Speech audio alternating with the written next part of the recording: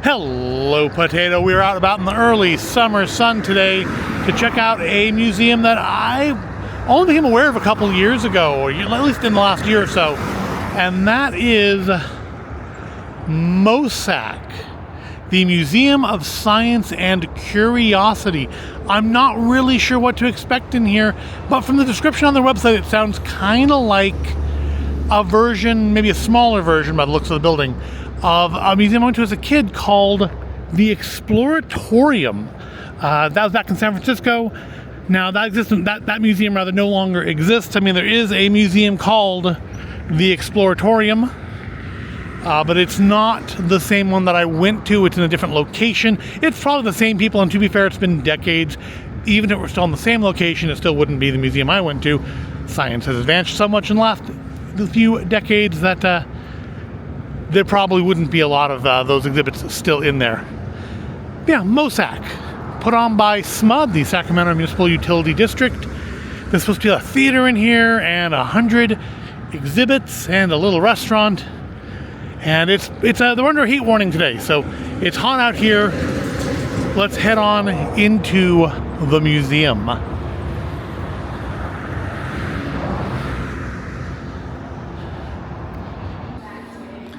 So we're inside MOSAC now. Upstairs there is the Multiverse Theater.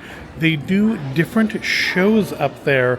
We have signed up for the Night Sky show. There's no recording inside the show, so there won't be any footage of that.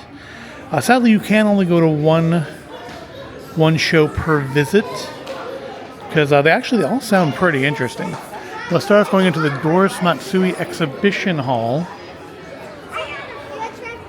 where there's supposed to be like 100 exhibits in here to look at and check out. And the information here on Sacramento being the city of trees. And the goal here looks like it's to move through these body shapes.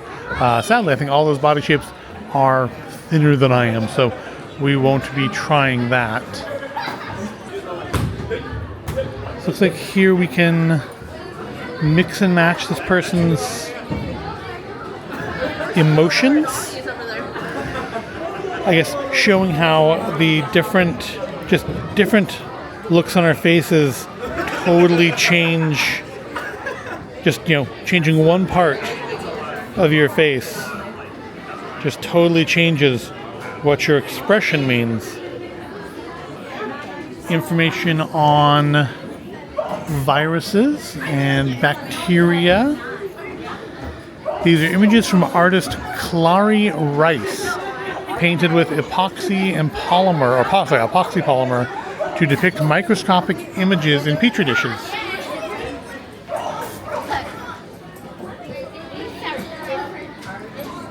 Press and watch. Sniffles, scrapes, and stomach aches. Oh, you're supposed to watch the little arm here. There we go. So we can see blood flowing through. Looks like white blood cells.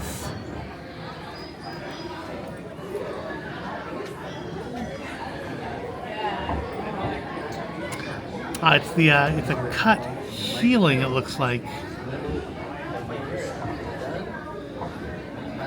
The cells repairing themselves. Oh, you want to do that? All right, we'll wait. I think the sign just sneezed. Oh, and it blows air out when it does. That's pleasant. What happens if you flush the gut? Oh, because we've inflamed the intestines. We've eaten some slime. And now the slime digests.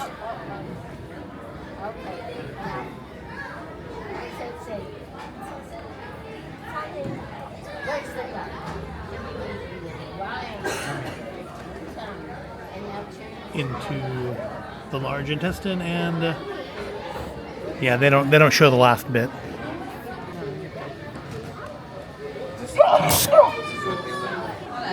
Tying back into those petri dish art on the wall, you can actually see some petri dishes here magnified up onto the big screen. Right now we are looking at Staphylococcus aureus, which is found in the nose. Moving on to dish number 2, we have Staphylococcus epidermidis, found on the skin. 3 is Escherichia coli, found in the gut, or I guess E. coli. That's why we always call E. coli, I guess. No one wants to pronounce that word. No one knows how to pronounce that word. Moving on to 4, we have Bifidobacterium breve, which is found in the infant gut. And then number 5 is Limosolactobacillus reuteri, found in the birth canal, gut, and mouth. Over here we're invited to build a brain. I think that's the emotion center goes there. And then we need that looks like vital function management on the stem there.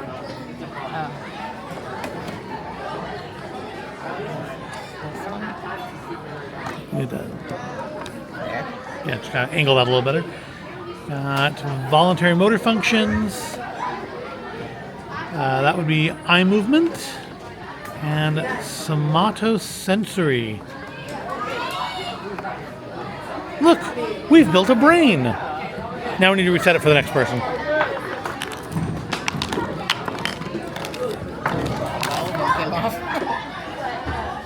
There are 100,000 neurons and 1 billion connections in a sand grain-sized piece of your brain.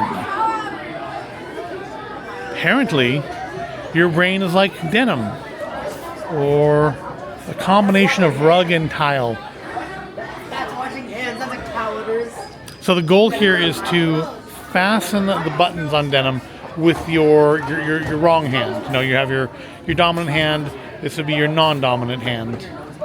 And of course, the thing is that it's quite tricky because your brain isn't connected to that hand in quite the same way.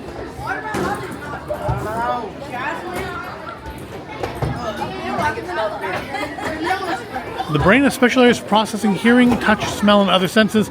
These areas often overlap in function, allows them to work together. So, I guess it's supposed to like give people who are sighted the kind of the concept of Braille, be able to feel the different textures. Like these are smooth, these are a little rougher, and then of course we have the carpeting. Kind of. Oh, that is, yeah, that's somewhere in between the roughness of these and these, sort of a medium roughness.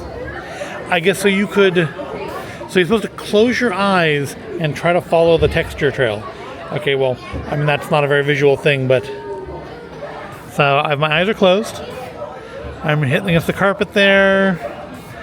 And I'm not even sure if this... I'm not looking, so I'm really not sure if this is even, like, recording my hand. And... Is that the center there? Am I in the center? Yeah, I think. So yeah, you can. I mean, to be fair, carpet's a pretty drastic texture change to notice. So here's information on stem cells. So I guess the idea being that stem cells can be turned into whatever is needed because they're still like forming. So stem cell can turn into the endoderm, which goes to all these things, or it can be made into other way around maybe.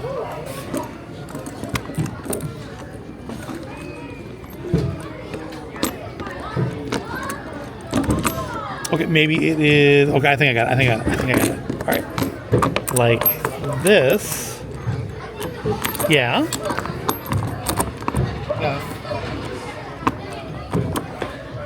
I mean, it's not a perfect fit, but it's good enough for the system. For the ectoderm, which goes to brain, nerves, skin, fat, hair, and then move on to mesoderm, not to be confused with miso soup.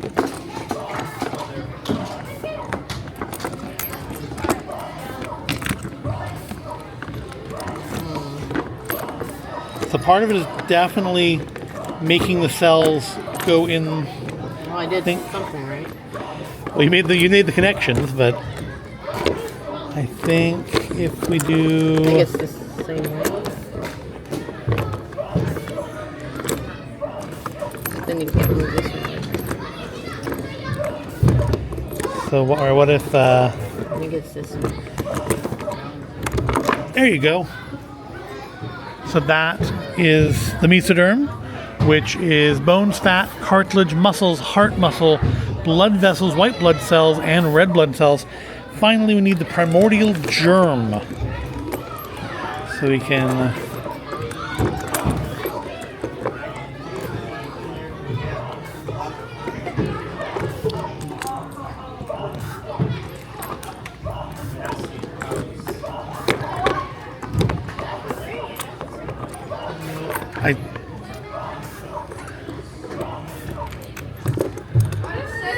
that doesn't...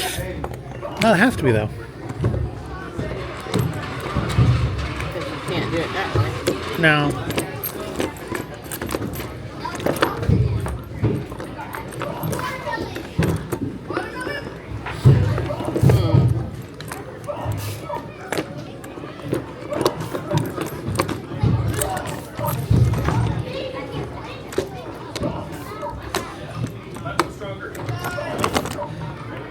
Oh, here we go. I think we've just about got the primordial germ. It doesn't actually go into. Well, I think the little metal connectors are not They're kind of in the way. getting flush in there, but it's certainly the right. Wait, there we go. We got it, and that gives you ovum and the sperm. Cool. Fun little puzzle. Let's reset it for the next young scientist. What does a healthy community look like? Being healthy isn't just about eating right. Exercising is about being with friends, keeping your mind active, and enjoying nature. And so this is a section on the sounds of the community, and they do have it conveniently placed at different heights. And so this would be our height here. It's back in, and it sounds kind of like it sounded outside. You hear some road noise, some birds,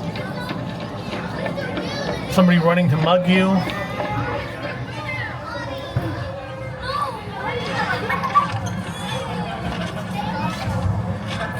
Someone sounds like digging to hide a body. I know it doesn't come out over the microphone of this, but the sound in here has actually got like a nice surround effect going. So this, I guess, is supposed to be the sounds of Sacramento.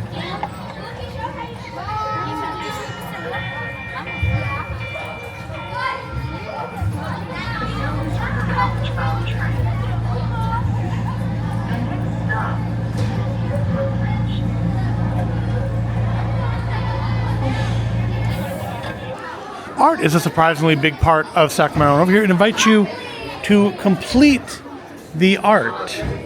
So we have sort of a kaleidoscope thing up here. If we move these pieces around down here, you can see my giant rock biter hand, and we can make our own unique art piece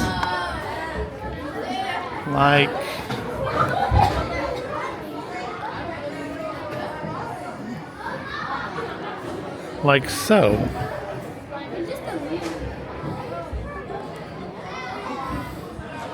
And there's the art we've created. I mean, I suppose if you wanted, you could really try to actually make it match into the rest of it, but I'm not that artistically inclined.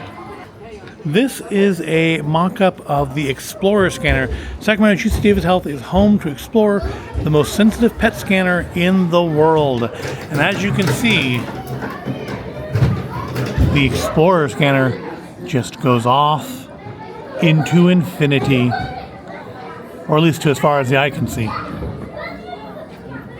Here we have an opportunity to practice our microsurgery skills. So we get to take these little manipulators here and try to operate on our patient. ever so gently and get it on the peg.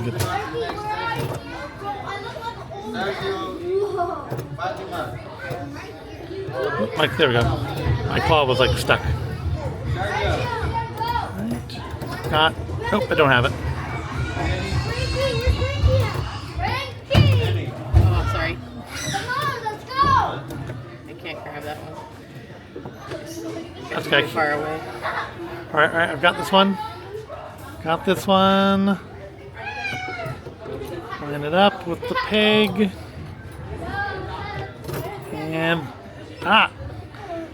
my arm's not releasing. My little gripper doesn't release right. Yeah. I feel like hundreds of children being rather rough with them has taken a toll. I'm gonna go for this one then, since you weren't able to get it. And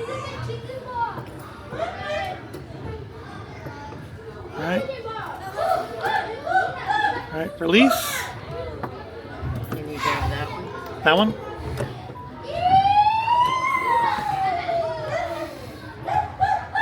I think you should be able to get that one. Okay. I can't with your arm there, anyways. I don't want to undo what you did. I think you can reach. Ooh, that just gave a lot. I think you can reach anywhere in here, more or less. I think I got it. The patient desperately needs this washer. On that peg right there. Yeah, I'm gonna put it there because my arm is stuck. It's not sliding smoothly. There you go. You got it. Hey, the patient is saved. Here is the actual bowl and body we were manipulating. That's neat. That's how doctors perform surgery, with just giving you like a small incision. And of course, next generation will be robots. Yeah, that doesn't look scary at all. Adults have about 5 pounds of microbiomes living in their gut, so we get to lift 5 pounds of the schmutz in our guts. And yeah, that's reasonably heavy. And then we get to do a little toilet diving here. What's in the toilets? You and your number 2. Stool, feces, poop, whatever you call it, it's kind of gross. But the shape and color of your poop tells you about the health of your microbiome. So, yeah, if you're red, you ate red things or have hemorrhoids. Black, you ate licorice, iron supplements, or bismuth medication. Or have bleeding. It's, could be one, could be nothing, could be something. Who knows? What's on the toilet number 2?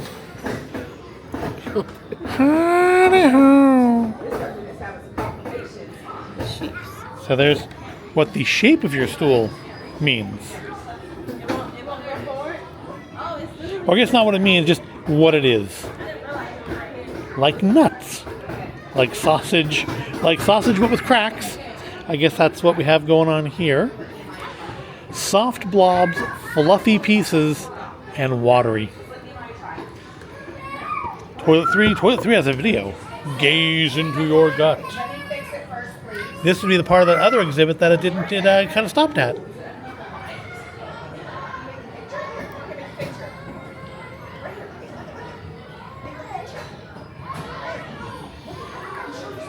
That's enough gut gazing. Let's look at the last toilet.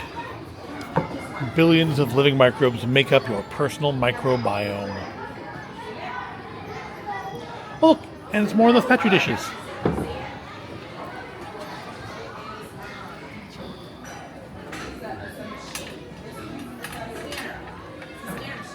Oh, you know I had to find it if it was here.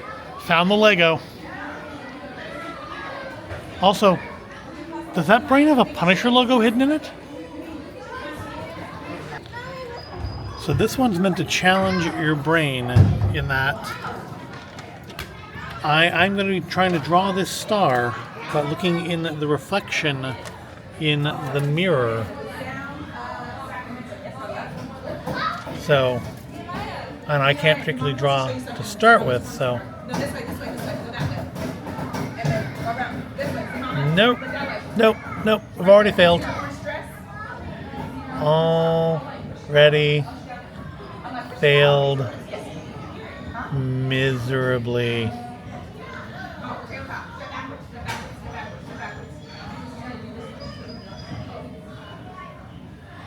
You have to it's like playing, it's like when video games used to do, they'd reverse the controls on you, and you'd have to realize that towards you was forward, and away from you was backward.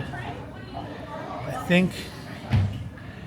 think we're doing better here at the end. I think I'm having trouble with directions, but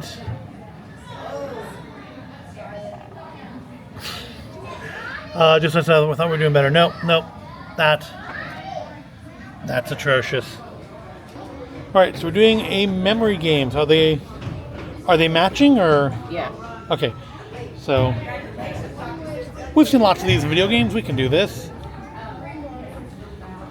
See, oh, you've already looked at them, huh? Yes, you're supposed to look at them first. No, that's and remember where they're at. No,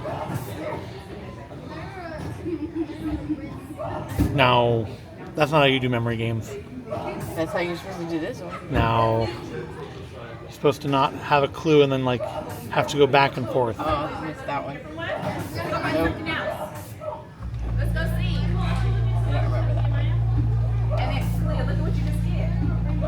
There. If you can't see, so you want something like that, you want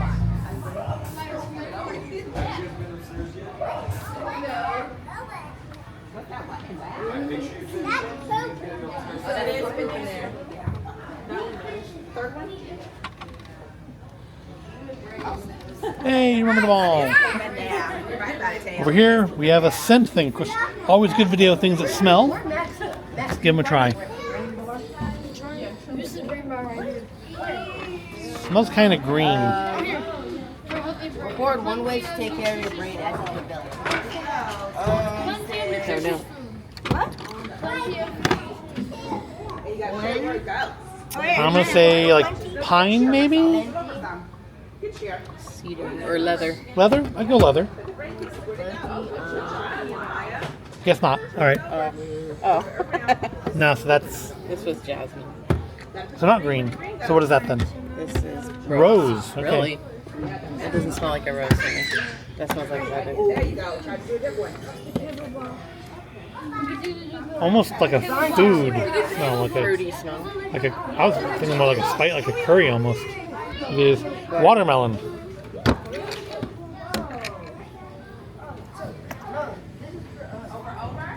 Smells like candy. Smells very sweet. Chocolate. Vanilla. Oh, vanilla. Smells like chocolate. The opposite of chocolate. Yeah.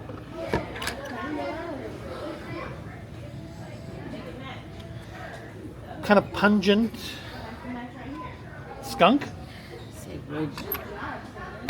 Mint. Wow. That didn't smell like mint. Well, I think we've once again proved that my sense of smell is totally unreliable. Also, it might be.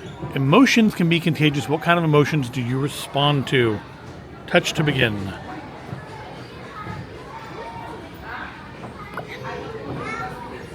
So we have a sad face. I'm not sure what I'm supposed to. There's a camera. It's watching. Am I supposed to look sad too? Scared?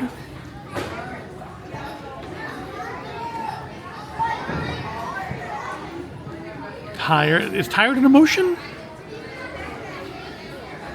I think it's supposed to make you yawn because yawning is contagious. Gas. Laughing. Babies don't laugh, they have gas. Yep, And- you're supposed to. We're gonna go to the left as soon as they're all done, okay? Well. Okay then. Which blocks reflect a healthy community to you?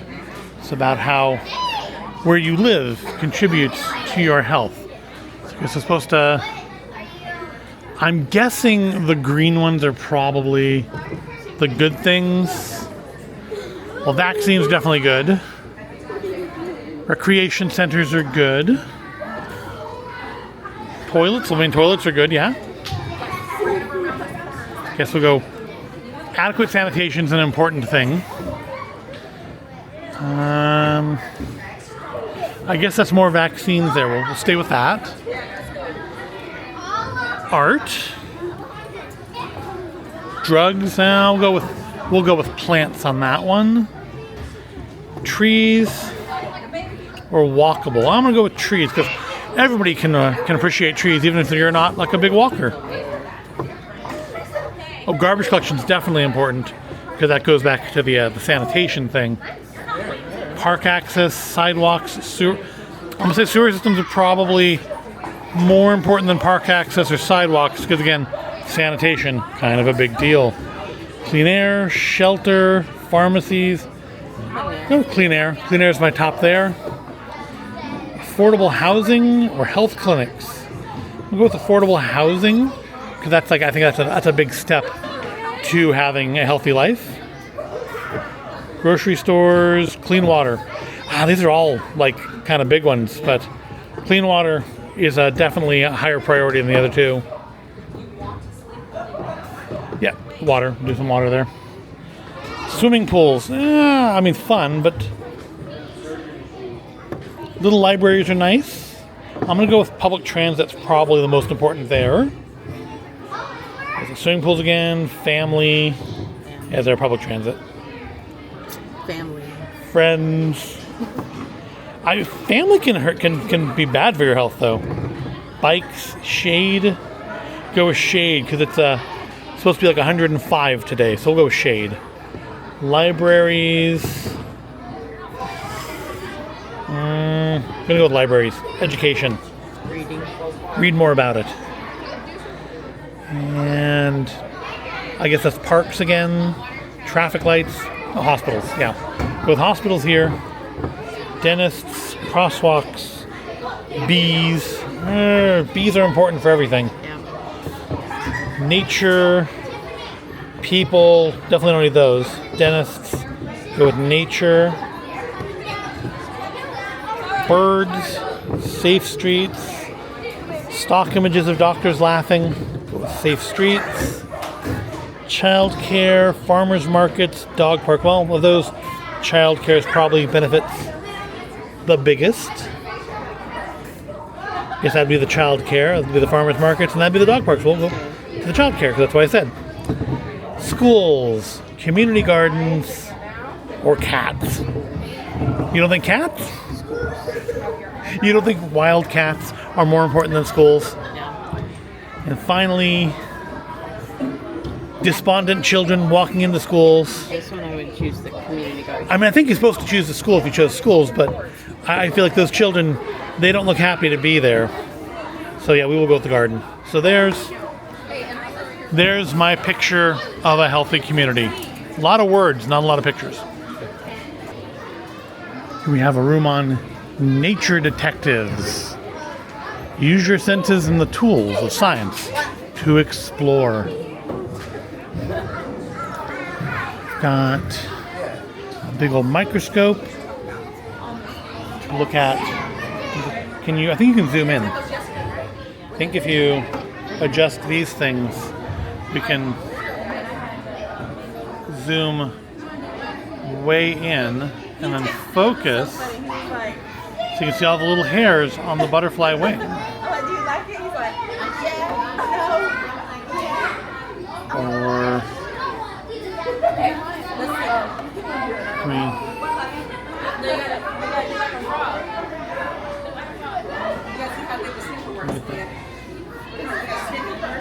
you can see the antenna. We can see the plate.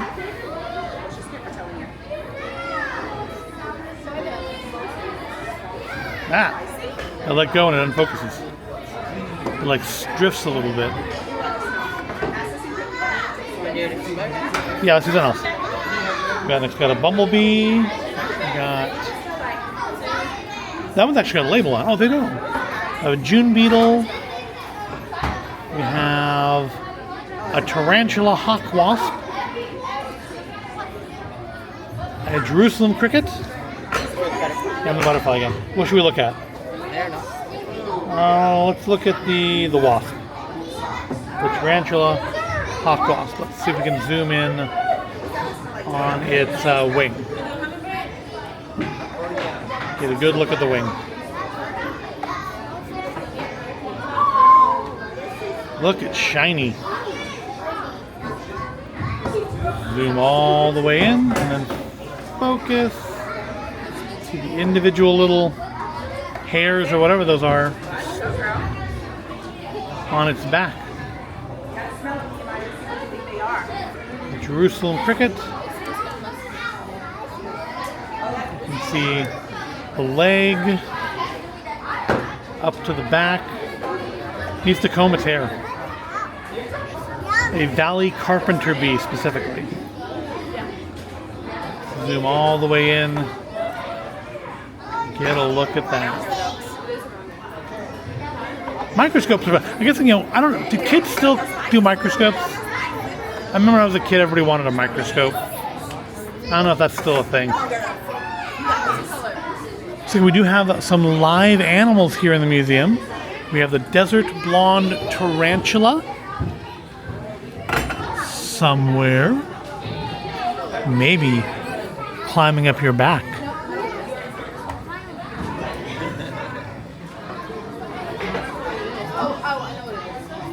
Yeah, looks like they're doing a good job of hiding. But over here we have the Pacific tree frog. Do we have? Oh, well, there's a little fish in the water. Or maybe, I don't know. Up at the top of the tree? Maybe that's just a leaf. I think that's just a leaf. You see, right? Oh, that's a leaf too. I mean, it would help if I knew how big it was and what it looked like.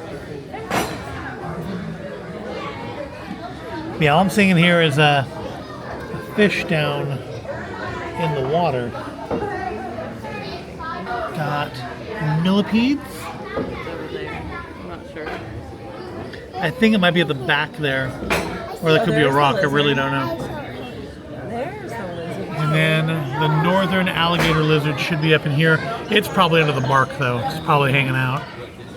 Somebody switched the signs. That's actually the lizard's right there. You can see its tail. That's the lizard. Somebody was being funny earlier. Kids. There you go. So the spider's probably back in there. So this is actually supposed to be the tarantulas thing. Somebody swapped the signs.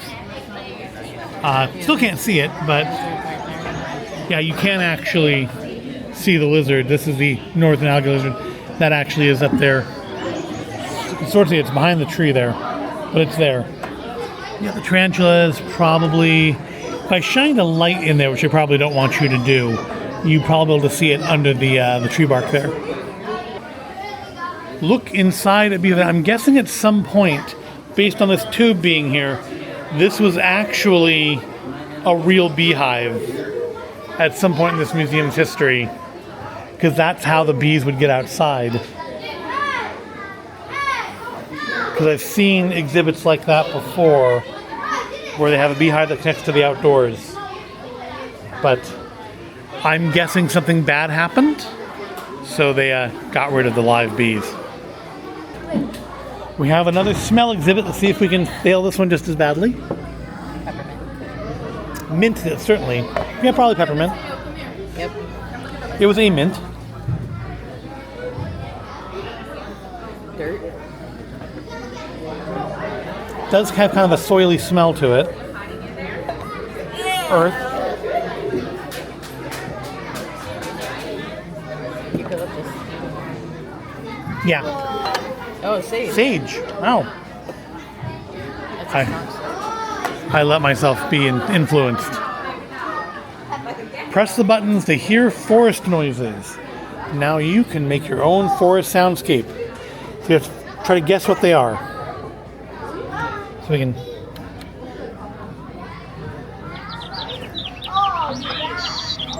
Well, birds.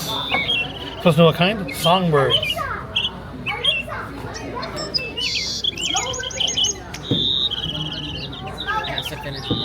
Well, I thought maybe you could turn it off so we can move on to the next thing.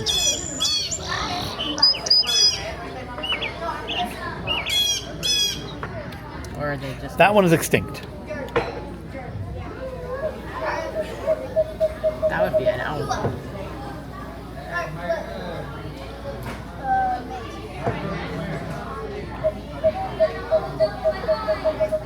Yeah, okay, owl. Yep.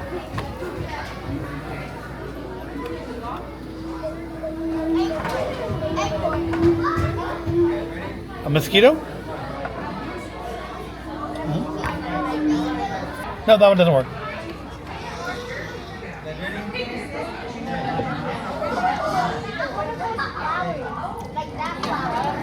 A fire?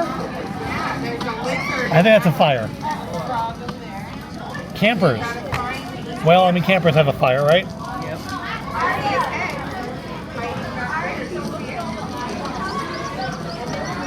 I'm hearing more songbirds. Hearing bees. Yeah, I can say, oh, bees, yeah. Yep, that was bees.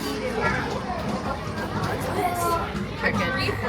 Or frogs. Yeah, Frogs. yeah, frogs, definitely frogs. Mm-hmm. Hear different animals. Yeah, you push the button and you. We're at a fork in the road. Do you want to do water or power? Let's see. Let's do power. It's on the edge of the building here. Powering change. Of course, this museum is put on by the municipal utility district. So naturally, we're going to have sections in here on water and power. And here you can watch stories from the world. That was just a way for us to help make people's homes more efficient. We also installed 4 solar systems for our cabin owners, and that got people talking. While we're installing the system, we can teach them what they need to know about it. We've been working with Arctic Energy Alliance and with a few government departments to try to develop some training courses for people in town. Over here, you can help to create sustainable Sacramento. Things you can do to try to improve things. Like you can expand the energy grid. We can add solar panels. Oh, there we go, it's making the upgrades. And now looks in the houses of solar panels. Got community solar and rooftop solar. Let's create, now we need some place to store that energy. Let's hit energy storage.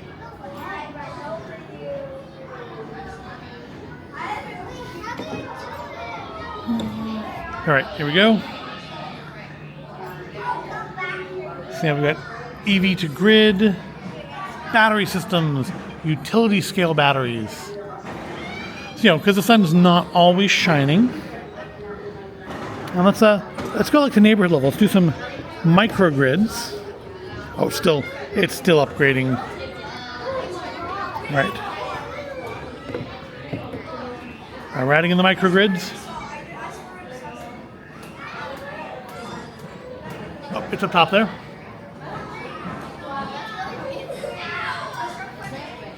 That's been upgraded. And then finally, we want appliances and technologies and equipment that's not going to use power inefficiently. So let's do smart tech.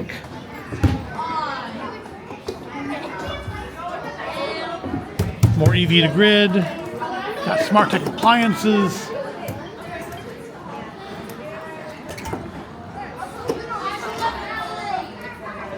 And there's lots of these little activities you can do. You can work on keeping the energy flow just right so you're not wasting or not having brownouts. You can capture clean energy. You can electrify everything. Get rid of the gas because that's a good thing. You can erase waste, transform transportation, get rid of all the gas burning cars. Again, ultimately a good thing. Work on cooling and greening the city. Lots of things to keep you busy for a little while here.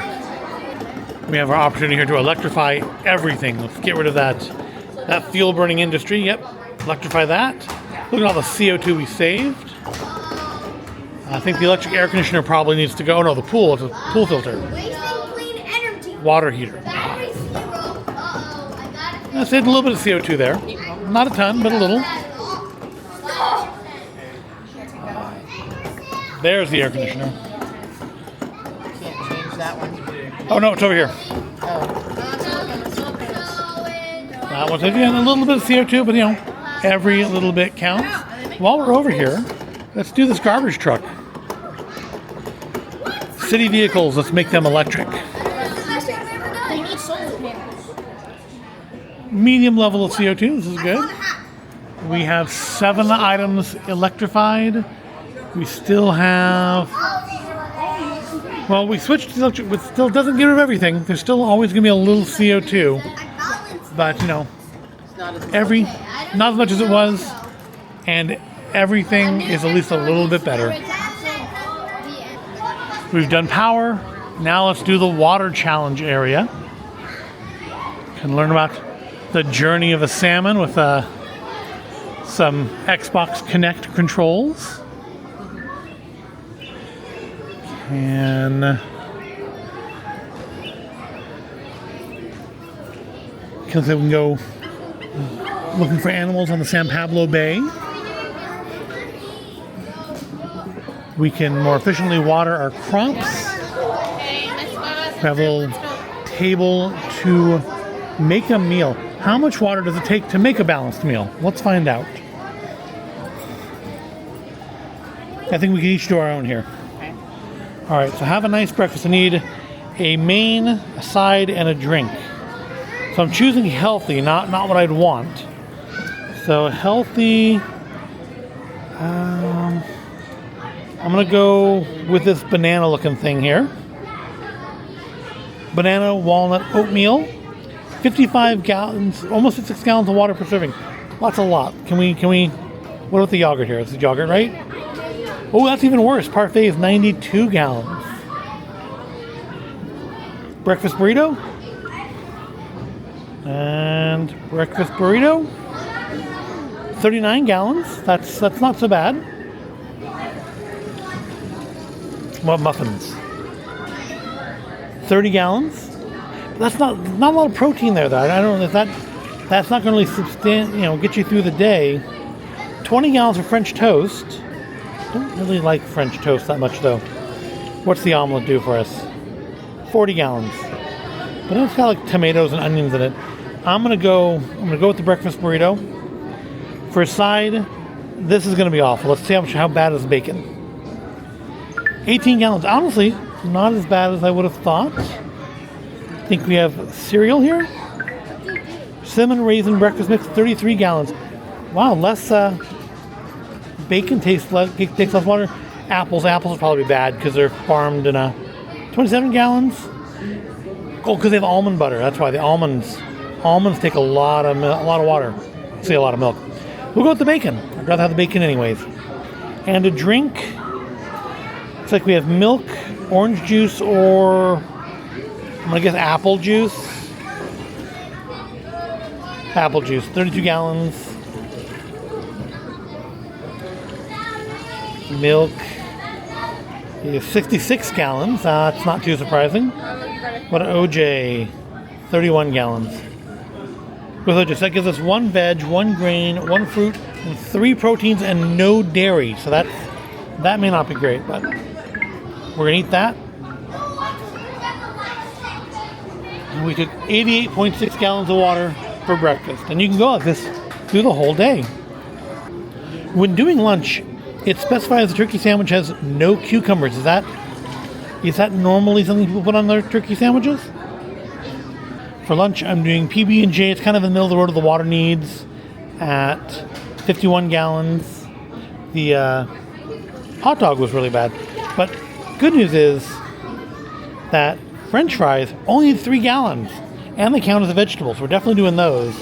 And then for drink, lemonade at 21.8 gallons. Being our lunch. By lunchtime, we've used 165 gallons of water. Now it's time for an afternoon snack. It's snack time. Due to my having no dairy, I did so far today, I have gone with the cheese and crackers. The best options, I think, were the tortilla chips and the ants on a log, but I don't want either of those. Get some dairy out of the cheese and crackers, and then went for some vegetables or some carrot sticks and dip. Another 12 gallons there, and just another glass of lemonade, which brings us up to a total of 243.2 gallons of water for the day. I am way behind on vegetables, and I'm not doing good on dairy. I'm good on my grains, my fruits, and my proteins, though. So that's important. Now, dinner. I need some grain. I need some vegetables, and I need some dairy. How bad is the salad here? Chicken cranberry salad. 43.6 gallons. I think I'm going to go with that. That gives us some veg. Catches my veg a bit. For a side, can we just have leaves for a side? I'm going to get that spinach. It's collards. Okay. What is this? Asparagus? Green bean casserole. Oh, does it give us a dairy, and it finishes off all of our other categories. And then to drink, it's like iced tea. I haven't had any caffeine all day here, so that's good. Iced tea is 13.3 gallons. And so I'm still short on my dairy for the day, but we're going to go for it. I could add milk, but that takes a lot of water. Wow. So we used 321.3 gallons of water for the day. And I did not quite make my nutrition goals, as I did not get all my dairy. Over here we are watering to build crops. We're on year 2 here. So use the joystick to move around, I guess, your little watering drone. And then pull the trigger. So now we know which places need water the most. We have watering sensors. So I guess we want to hit those red zones. I think you probably just hit the row, you're probably okay. Yeah, these have been... No, I think you're hitting the top one. Oh, you got that one too, okay. We got it to halfway. I would hit that top center there, that's all red. We want to water as efficiently as possible. Obviously, we can't get everything good, but we can maybe get everything as good as it can be. It's like you can have it all. That's thanks to those water sensors. The last section, and we still have some water left. And look, we have 7,000 pounds of crops. Year 3, we're adding in drones to help us. Can you grow more crops as you're using the same amount of water? Pull the trigger to continue. I think it's just images of. So now the drones have given us even more itemized indication of what needs the water the most.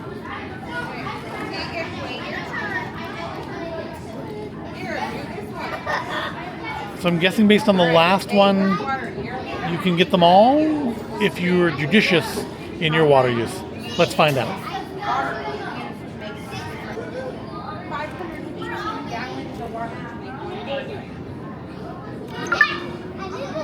And we did it. We got it all watered.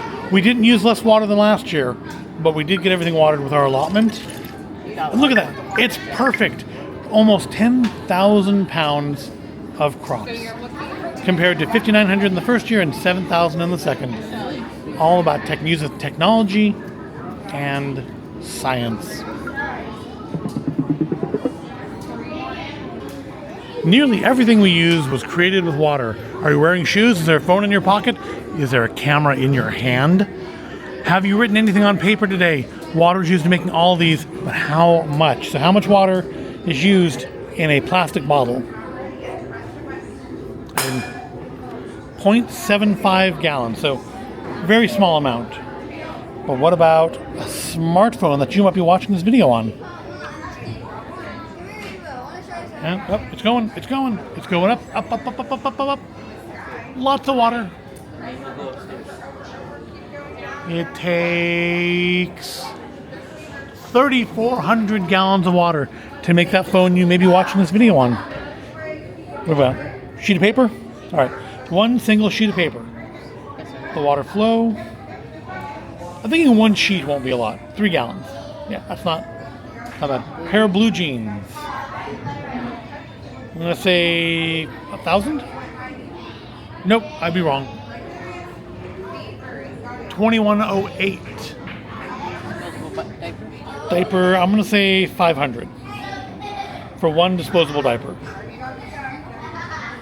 9, but I'd be way wrong. With a pair of leather shoes, I'm gonna say 2,000 because you gotta water the cows and stuff.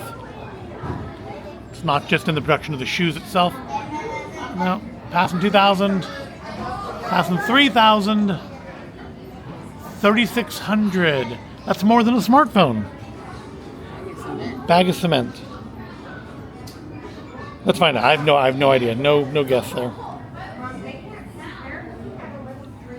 64 gallons. Water-based paint. Well, it's got water in the name. See, the cement doesn't take the water until you actually add the water to it. 13 gallons for water-based paint. And a car tire. I'm going to say 2,000. Up we go. 518. Finally, a cotton t-shirt. You say 1,000 because you got to water the cotton. I mean, we haven't gone all the way to 4,000 yet, so maybe. It's pretty slow, though. I don't think it's 759.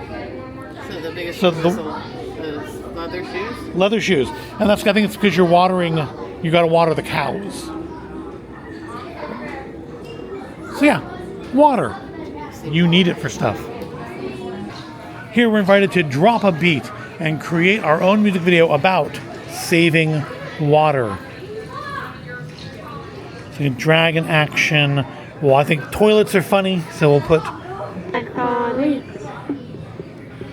We'll use all the toilets. I like peanut butter sandwiches. Check for leaks. Check for leaks. Check for leaks. Check for leaks. Check for leaks. Check for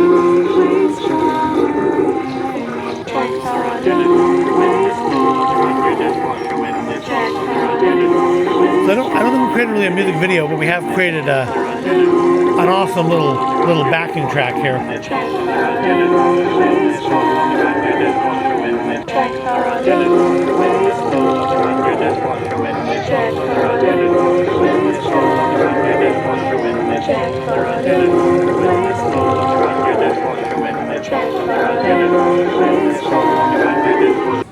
Here we can take the water challenge. We're going to do community conservation.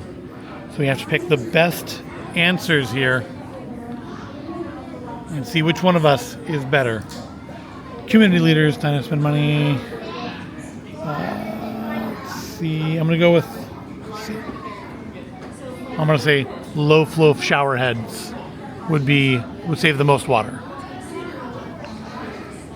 Okay, she's going with drip irrigation. The answer's up. That was the best answer. I picked the worst answer. Question 2, during a drought, what could your community do to save the most water? Indoor leaks, watering days, shorter showers.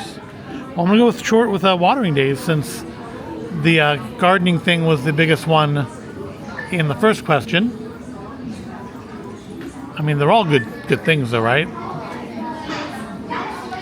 Yes, watering days was the correct answer for this one.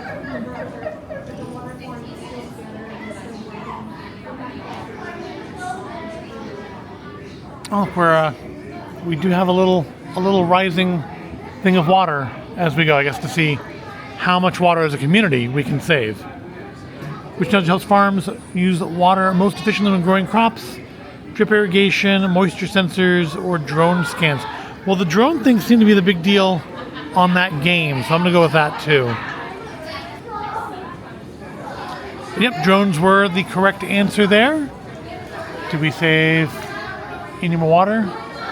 Oh, there we go. Got some more water saved. What community project would save most water? Free mulch, plant trees, or water-saving irrigation?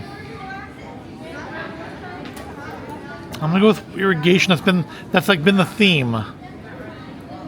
She's choosing free mulch, which, again, a good thing. Yep, irrigation. Irrigation seems to be the theme here. Irrigation, I think, is what they're saying is the number one key to saving water. And do we up a little bit more? I guess I must have done it when I wasn't looking. What are some major ways climate change impacting California's water? More precipitation is falling as rain.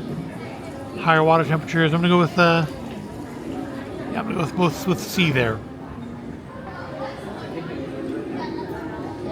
Yep, that was correct.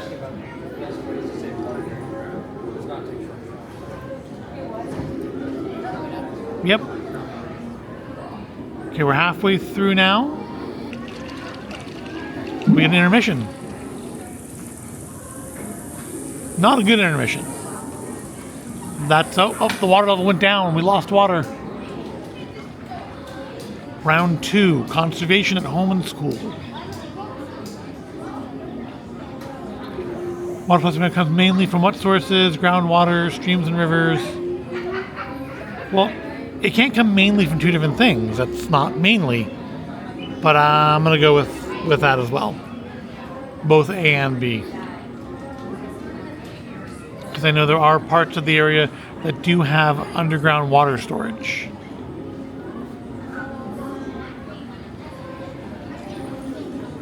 Alright, so we saved some more water. We both picked the correct answer. Went up a little bit. I feel like we're not going to get all the way to the top here. I think maybe we need a third player and to answer nothing but the right answers. Best way to save water while doing laundry: coldest temperature possible, full loads, don't wash clothes and towels unless they are dirty. I mean, that should be obvious. I'm gonna go with B. Full loads. Run less loads that are full of more stuff. Although if you have a high efficiency washer, would that make that much of a difference? They seem to think so anyways.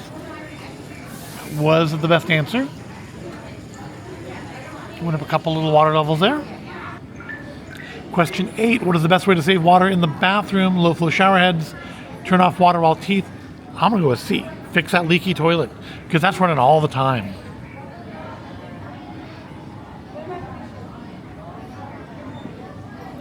She's going with shower heads. Let's see. What's the answer? You got it.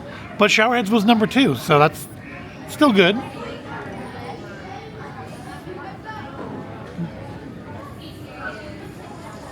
Went up a little bit. 2 questions left. Best way to save water in the yard: reduce overwatering, fix outdoor leaks. Both A and B. Again, I argue that you can't have 2 things that are the best because one has to be the best. But I'm going to go with B and C. Or sorry, A and B. I'm going to pick C and go with A and B.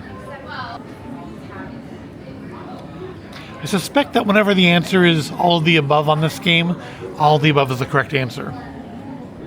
Final question. Producing electricity requires water. What is the best way to save water by using less electricity? Thermostats 68 or lower in the winter, 78 or higher in the summer. Turn off lights when you aren't using them. Unplug computers and appliances when you aren't using them. I'm going to say C because things do use a lot of power when they're in standby modes. Oh, but that was the wrong answer. It was thermostats. That was I picked the worst answer. So I guess that's as high as we're going to get on the water challenge. Do we get any sort of chastisement or congratulations? Nice work. Oh, we're super water savers. And I won by 1 point, right? Even I won. That's not my fault. You didn't get your answer in. I'm the best. I'm the best. Well, you'd have been wrong anyways. No, I was gonna hit the first one. Oh, then yeah, you'd have won. So I won. I'm the winner. I'm the best water saver. Here you're invited to find the animals that live in the Delta. We're at Sherman Island and we're looking for the mallard. Oh, now the northern harrier. And you look for it with this little sighting. Is there a screen inside there? Is it like magnifying? Yep. And it takes a picture of the different things. Oh, that's cool. So you gotta look for all the animals from your little, like, third of a kayak. Over here we're asked about the snowpack and the difference between dense snow and fluffy snow. So this bucket represents fluffy snow, this one is dense snow, so they should weigh different. Yeah, this has a pretty good amount of heft to it, but, you know, liftable. This one, the dense snow, is much, much heavier. But how much water do they each have? The fluffy snow has only about a quarter gallon of water for 2 pounds of snow. Meanwhile, this heavier bucket, which is 14 pounds, 1.7 gallons of water. So, unsurprisingly, dense snow has more water than not dense snow. Over here, we get to see the story of water in California. We can choose different eras. Let's check before 1850. There you go, that activated it. So from 1800 to 1850, this is water in California.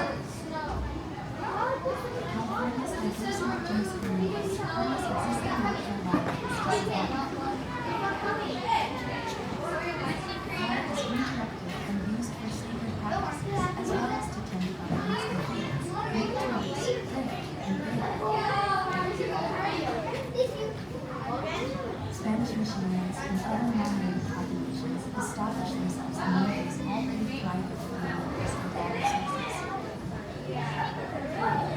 In the mid-1800s, fortune seekers were drawn to California on the promise of development. As the population surges, more farms and systems of irrigation are needed. Now it's the 70s to the present.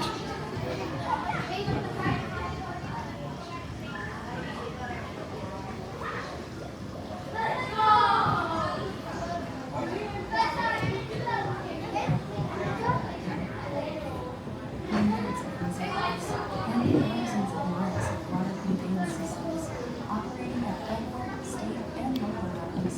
Looking down at the road here is kind of making me dizzy.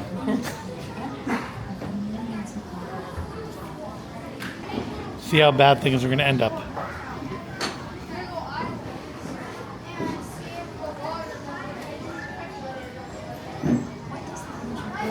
California's economy and environment.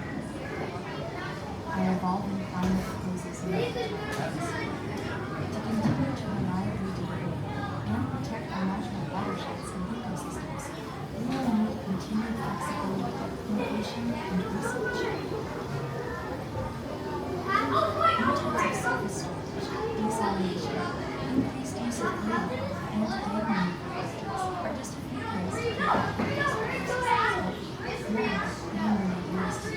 healthy. We've moved on up to the second level. Over there is the UC Davis Multiversal Theater. We'll be going to that later. Again, won't be any video of that. But here we have the feature gallery. So you can see what is being featured currently. Looks like a lot of interactive stuff. Got some Lego. We got Light Bright, Tinker Sticks, not Tinker Toys. You can build your own pinball machine. Some more of those little stacking blocks we saw back at the Railroad Museum. And we've seen these actually at the State Fair before too. But there's things you can build with them. Got some foam bricks over there to build with. It's gonna be fun. We'll take a little break. Let's head over into Destination Space. Back to the educational stuff here. And so this year, current featured thing is space.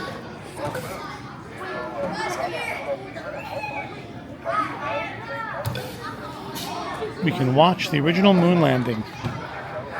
See, you think your camera doesn't take very good pictures. Look at the potatoes they were using back then.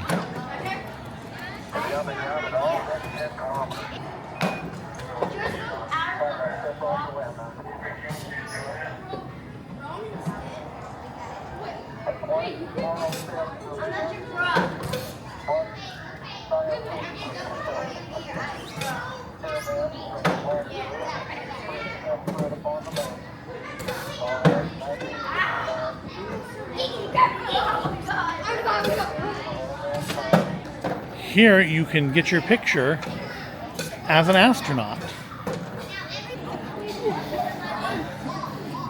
I think that's about as good as I'm going to get.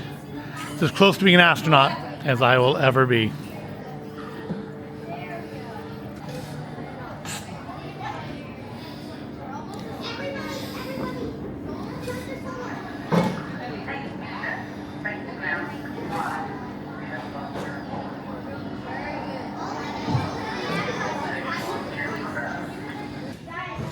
So apparently the winds on Mars are an issue. All right, so we're going to start a sandstorm. I'm going to get all that sand. So yeah, the sand is causing the solar panel to lose power as it gets covered in dirt. Now we've got no power. So we need to get the fan going to clean it off.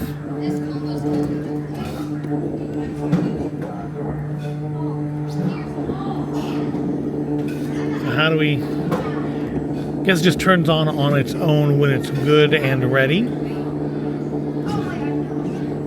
Currently we have no power. We have no power at all.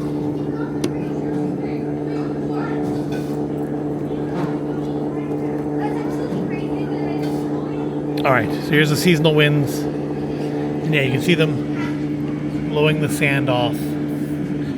And now, we're 20% power.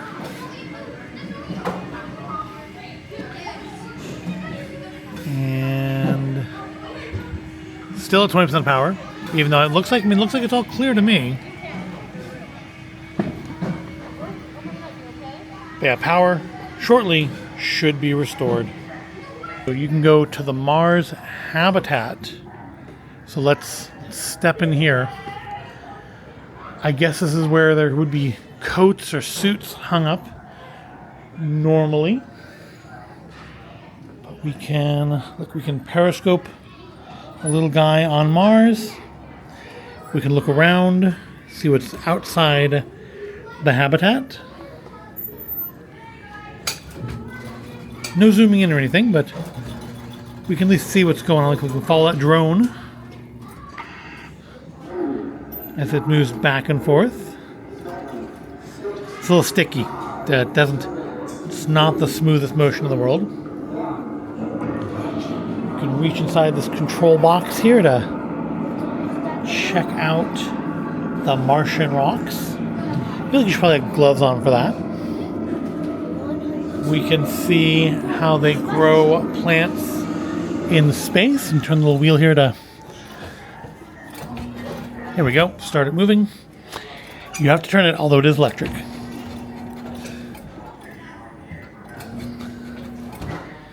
Make sure everything gets, a little bit of artificial sunlight.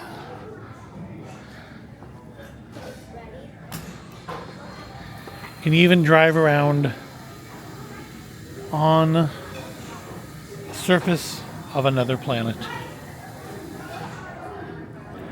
Over here we can accelerate an ion thruster. We have an ion engine in there.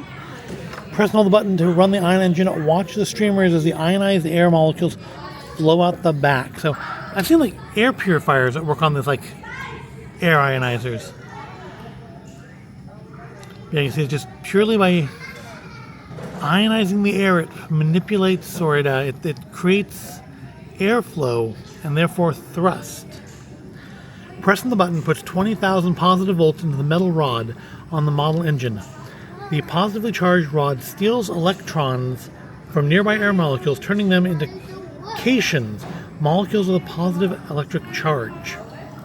The positive rod repels the positive ions, while the negatively charged aluminum foil accelerates those ions backwards. You see these as tiny jets of purple light. Well, I think that means like on there. I don't think we actually see any purple light in here.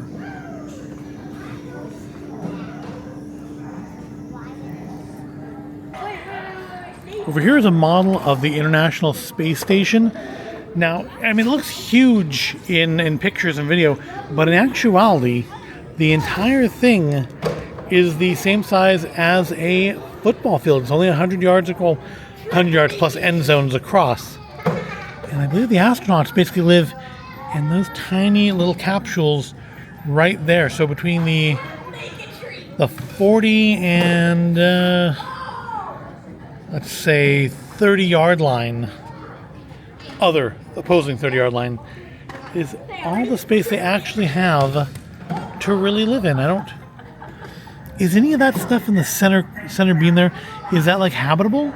Or is it just these pods over here? Over here you get to launch your own rocket.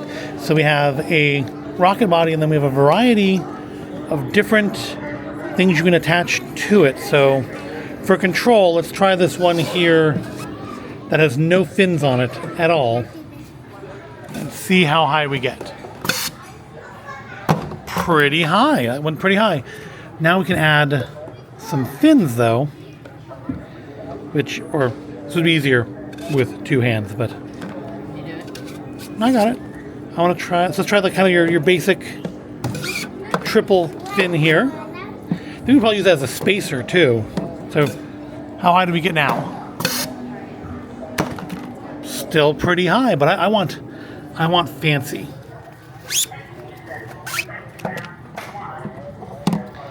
We're gonna add. I think these will actually make it worse, but they'll look cool and style counts. Yeah, that didn't get nearly so high, but this is actually the key. Is you put it on the. Oh, it wasn't. I was saying that's the key. You put it on the launcher, and then you can slide things off more easily, but not so much. Let's go for more style. Let's do a corkscrew. All right, how do we do with that? Pretty high, plus it's spun and bounced out of the chamber. So now, of course, what all the kids are doing, let's put on multiples, now this is going to make it heavier, which is probably a bad thing. Let's try to make sure we line it up with the other swirls, so we do maximize our potential here.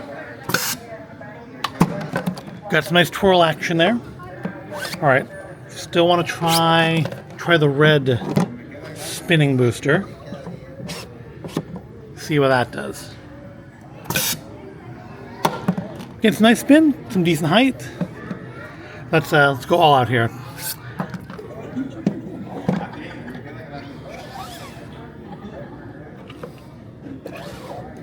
All right, so I put the green spacer on, so now the fins are in the middle of the ship. See what that does. About the same. Pretty cool. You could have a good amount of fun launching rockets in here. We're on a mission. We're running out of air. We have to keep the station alive. Oh, we died. Okay, well, we're set to easy. We set to easy and we still failed. All right. So we're going to try to stay alive. We need oxygen. So we need to turn on the oxygen. And we are in the sun, so we can set it to that and turn on the fan.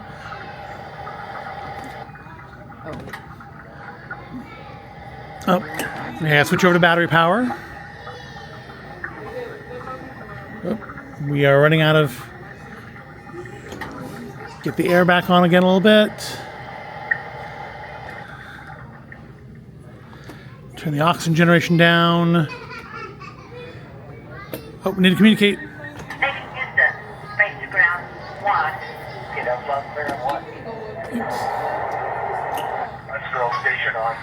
Battery's down to 34%. But we're almost in the daylight, so we can charge up those batteries and get the air and the circulation all on. We've made it through another day. Get everything good and circulated and aired up. Grow some food while we're up here. Oh, solar. We're still in the sun. Solar. Oh, sorry. Yeah, might as well keep it, use that solar while we got it. Station Houston, base to ground 1. Okay, that was on clear on 1. Okay, we're entering the dark, so everything's going to shut off in a second here. We're with you on 2, go ahead. All right. Everything off. Circulation's dropping rapidly. Get that back up.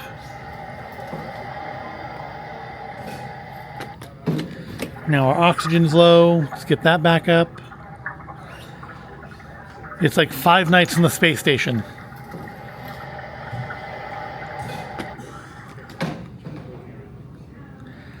So when you turn on the lights for the plants actually come on. Yeah. So some things here actually do stuff. The fan doesn't. And the oxygen thing, oh, it does sort of bubble. It does bubble. Look at that. Oh, back in the sun. Switch everything back to solar. Got to enjoy the daylight. We're with you on 2, go ahead. If the day moved as fast as that, we're just like rocketing through the day. But it's a pretty fun little game. All right, I'm going to switch it to hard, which should kill one of our batteries. All right. So now we only have half as much battery life. I don't think we're going to make it.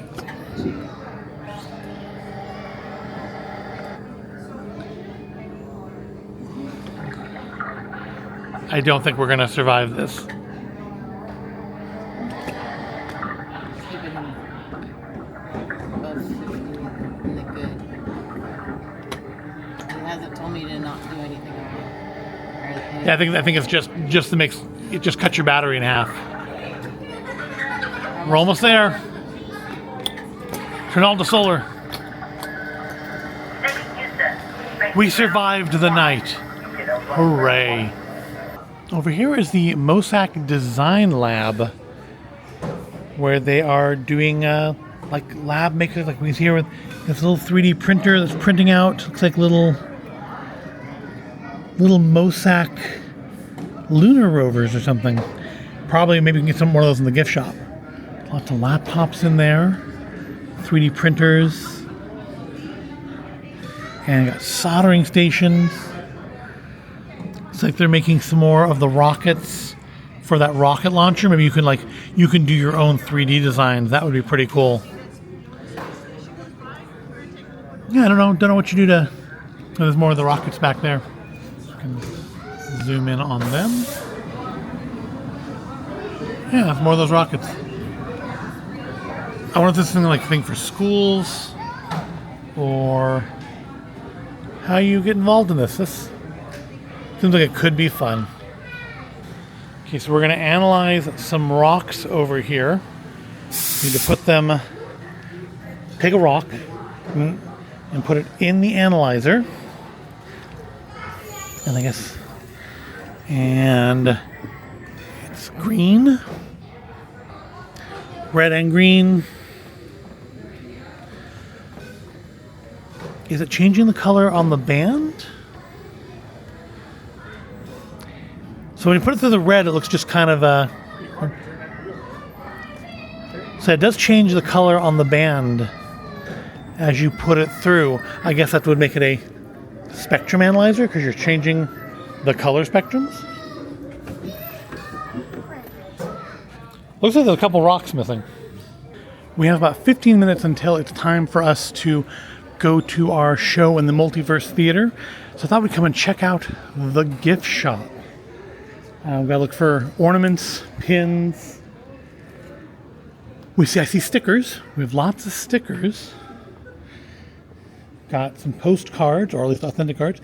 We have those little micro blocks that my rock biter hands cannot do. Ooh, the little evil eye thing is pretty cool as a sticker. Oh, this is a pin? These are cufflinks. Now, don't need cufflinks. Oh, you can get your own sand pendulum. I'm surprised they don't have one of those here. That's actually one of the big things I remember from the Exploratorium was the big pendulum like in the center of the building. I wonder if the new version has that. Robotics kits, structural engineering stuff. When I was a kid, the Exploratorium gift shop always had these marble coaster things. And I always wanted one of those. Never got one of those. And they had like that, and they had the marble maze thing, which I still see around periodically. But yeah, never to get one of those. We have lots of the little mini building blocks. I don't know that camping is what I think of here, though. The Mars rover, got Rangers. Have a little projector dome.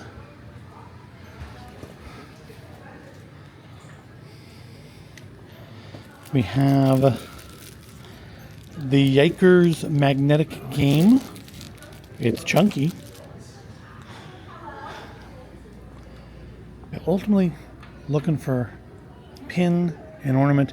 And if it's the thing they sell, those little like Mars rovers, they were printing upstairs.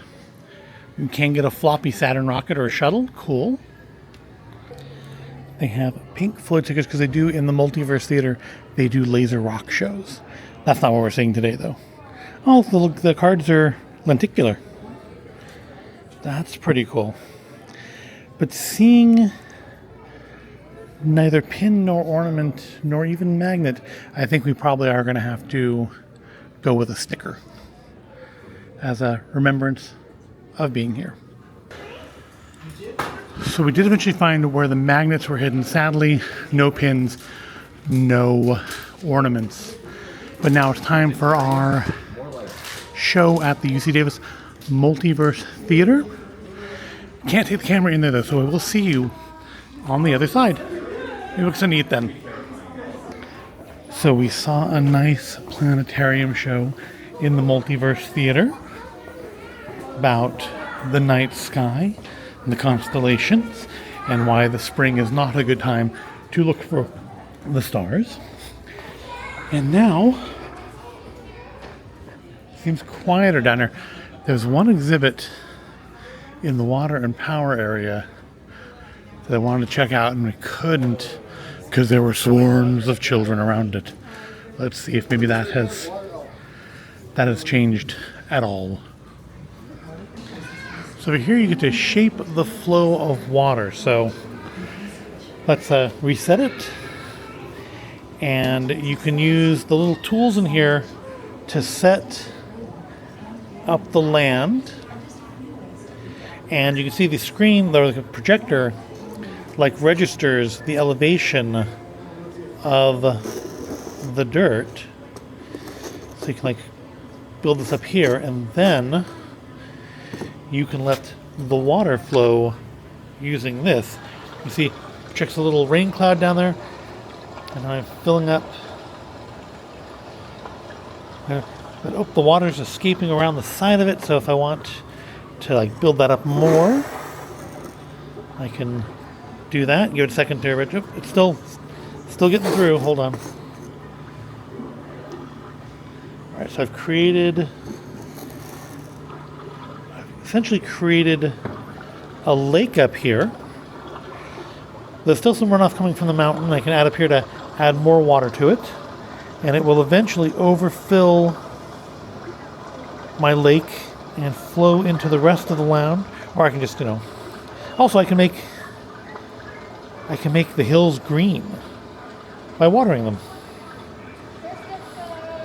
It's like being a god.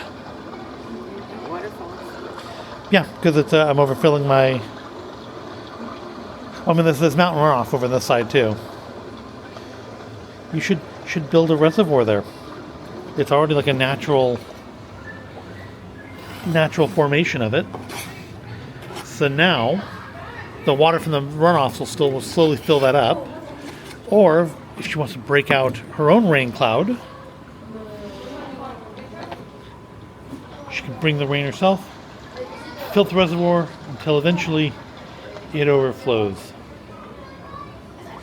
So then I wonder, can I just clear this out and just put this in here to create, and yeah, I can. I mean, the water's running around the side of it, so it's trying to shore that up a little bit. But now I have I've built my own little dam there. But of course, you know, it fills up. Water just overgoes the top of it. Needs some floodgates. I think maybe this one's meant for that side.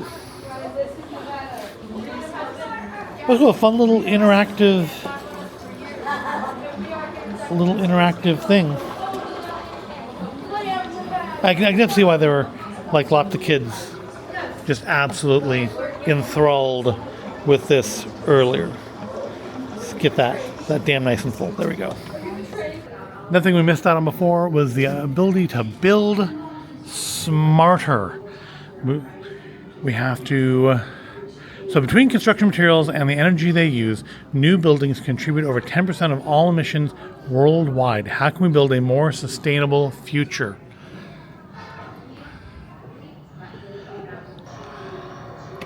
So what should we build out of? I'm thinking... You think steel and concrete or wood? I think steel and concrete last longer. So let's grab some steel and concrete. Press the button. Press the button. There we go. And move that over to our building.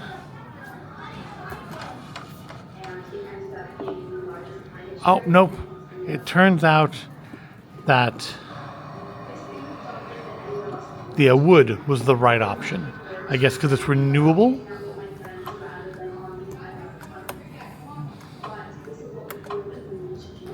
Doesn't.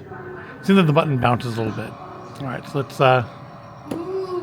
do that instead. Pacific figured wood and concrete and metal would last longer, but maybe that's not the total goal. All right, choose our windows. Do we want big windows? Oh, we want insulated. Yeah, obviously. I didn't realize those were supposed to be single pane. Yeah, we definitely want... I can't even seem to hook it.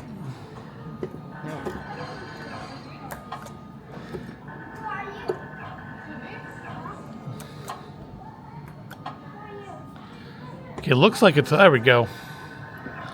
I'm not sure that was a me error. That may have been a game error. All right, we've got some insulated windows. That'll help us need the AC less. We want the white roof because it will reflect the heat.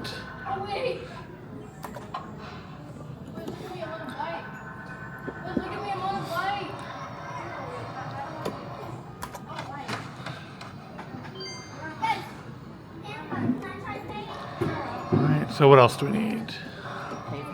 Pavement. I think light colored porous pavement.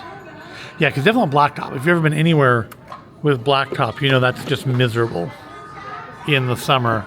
So we definitely don't want that all radiating back on our building. And finally, we need some landscaping, some plants. Native plants, not lawn. Lawns are kind of silly if you think about it.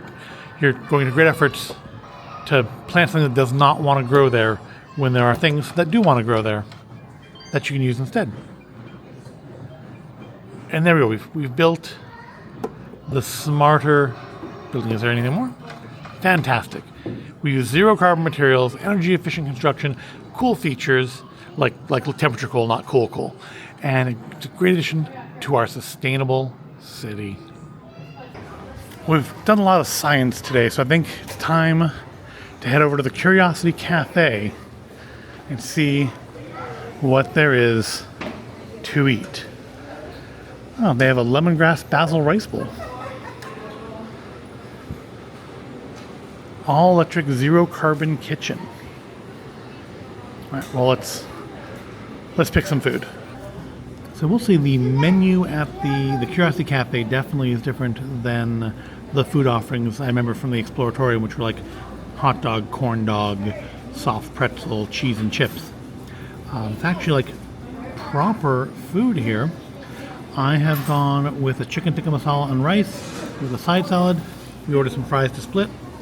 My wife has gone with the chicken teriyaki side salad. And then we got some Oreo cheesecake back here for dessert, which I'll just have to tell you if that was good or not later. But I'm going to try my chicken tikka masala here.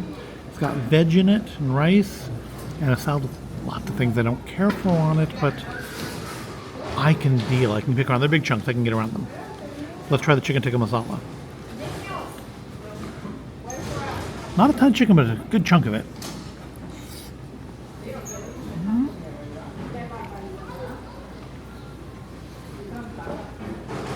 Good flavor. I mean, not spicy or anything, but good flavor. The chicken is more tender than I would have expected. I kind of thought that would be a little tough, a little chewy. It's actually pretty tender, so that's not bad. Let's try a fry. So it's all like zero carbon emission electric kitchen. So let's see how the fries are. Good. Good potato flavor. It tastes like fresh fries, like fresh cut. Could be a little crispier, but the flavor is good. I like skin on French fries. You don't see that enough. So yeah, it's not cheap food. Our 2 meals with sodas and the cheesecake came to about $50, but you do actually get a nice meal for it. I mean, it's certainly better than one would normally expect from like a snack bar type of thing. So let's finish up our meal, and then I guess we'll finish up our visit to this museum. We've outlasted most of the people at the museum, so I thought we'd come back to the Doris Matsui exhibition hall and just get one kind of last look through of it. Less populated. I will say the food in the Curiosity Cafe is surprisingly good. I wasn't expecting that quality food. Quite full now. Oh, we didn't do this earlier. Urban Heat Island. You can fry an egg on the sidewalk. It's just not just an expression in Sacramento. That is actually true. So we can use this little floor thermometer to check the temperature of things. So, all right. This looks like the road there is 80 degrees. What's the roof like? Also, I don't think this is actually working. Making muscle, the science of what moves you. I was told to go over here and do the mirror thing. Ah, yes. I don't know how well it's showing up on camera, but yeah, you can see. I feel like it's kind of washed out on the camera, but you can see it responding to my arm movements like a Kinect.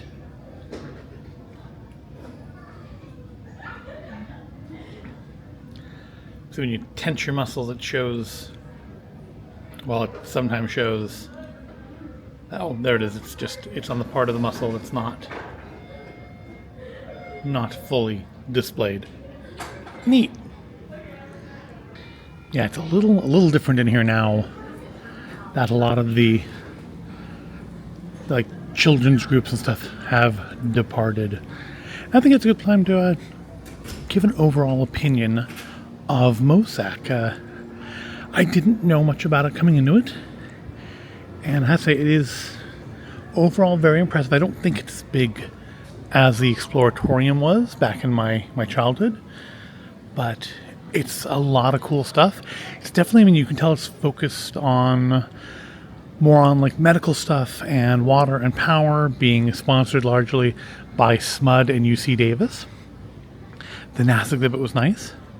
That's where, I mean, but like the Exploratorium focused a lot, I think, more on chemistry and weather. I don't know if that was a sponsorship thing or not. I was too young to really be aware of sponsorship kind of stuff. But I think it's a good place to bring kids who are into science or who you want to get into science. It's a fun little place. Now, we are right next to a park, so I think we'll go over to that park and finish off our visit there. Maybe pop back up to the second floor and take a look at the NASA stuff again real quick.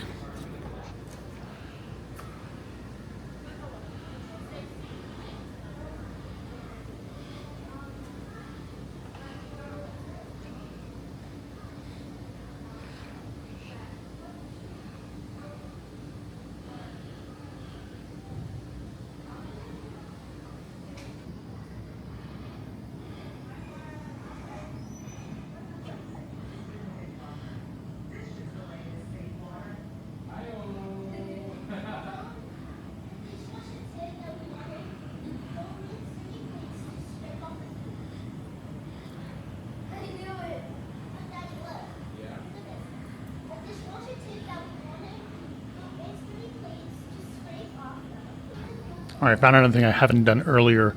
The Salmon's Journey, where we have to stand in the circle to begin our adventure. So it's like a Connect. There's like a Microsoft Connect there. So we have to lean back and forth to speed up and slow down, go left and right to steer, and keep an eye on our energy level. So I guess if we use too much energy, we'll die. So, whoa, definitely don't want to meet the anglers. All right. All right, we're in the clear now. Whoop, nope, don't want Mr. Bear.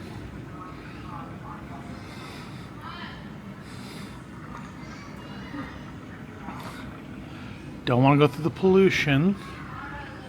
Give that a wide berth. Follow the river. We're about a third of the way through. Nope, otters like salmon will stay away from you. Don't want to run into the... Oh, do I? Oh, we do. It's a salmon ladder. Oh, I'm not... They didn't say they'd be jumping. All right. I did not see in the instructions where it said anything about jumping. Oh, stay away from the low water. No water. No. Stay away from the warm water. All right, let's go. And we're going. We're over halfway there. Can we do it?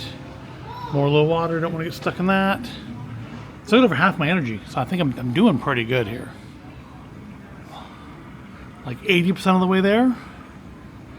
Looks like it's all just a clear run. Rest of the river, no more pollution, no more construction, no more fissures. We're almost there. I made it. I will have more salmons, which is good because I like salmon sushi. We have to help the plants or the microbes eat nutrients. Okay, we can. Well, I helped. I did some. Well, still stage 3 to go here. Step 3 is to filter. Use your hand to move filters up and down to catch tiny particles to filter them out of the water.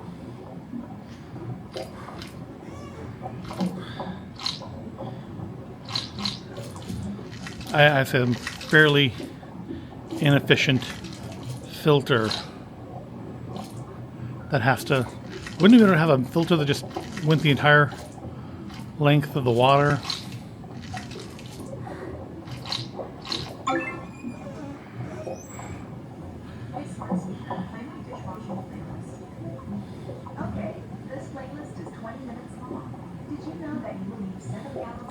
Disinfect.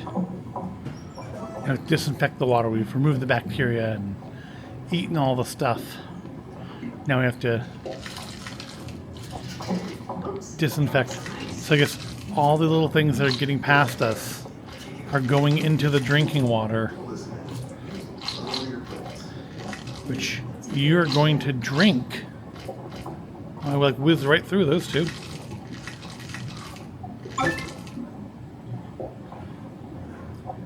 I wouldn't say it's free of bacteria. A lot of bacteria was getting past there. But it is now safe to return it to the river, which is full of bacteria anyways. Fishes.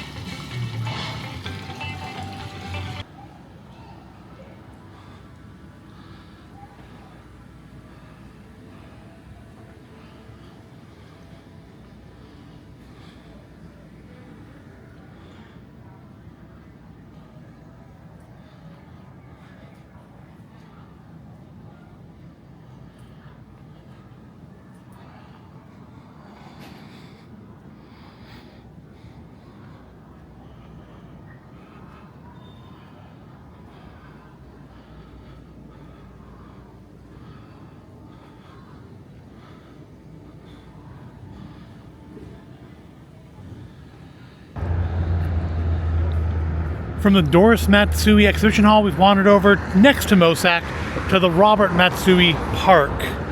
To just, we're here, paid for parking. I'll also come check it out. I will say the MOSAC is a great museum to take younger kids to. Disappointments would be that you only get to see one show in the Multiverse Theater. The tour of the night sky was a fun little 30-minute show. There are 2 others, but I don't see myself coming back here to go to. I mean, maybe when they change out the space exhibit for something else, maybe come back and check that out and see another one of the shows. But yeah, the only real disappointment is just the inability to see the other 2 shows, because we had time and they weren't super busy today, so we theoretically could have, but rules is rules. But the food was surprising. The food was like actually the biggest surprise of it all, just because yeah, it was expensive, which I expected, but it was also like quality, which I did not expect. So yeah, that was nice. And then I can't say I've ever gotten chicken tikka masala from a snack bar before, so that was neat. Other disappointment would be just the lack of a pin or ornament in the gift shop. Would have been nice to have some of those, but otherwise, a fun museum. I definitely recommend checking it out, especially if you do have kids who are into science or who you want to get into science. Hello, Mr. Bird. How are you doing? How are you doing in this heat? It is really hot out here. He agrees, that's why he's leaving. But it was a good time. So I think we'll finish off the video here with just some shots of her. I'm gonna go out into this little outcrop here. Looks like it's open. Gonna go out into that, and we'll end this video with a view. I have driven past this thing literally hundreds of times, and it is closed. Oh, that's a shame. Driven past literally hundreds of times, never been on it, and that's not gonna change today, it looks like. What actually is it?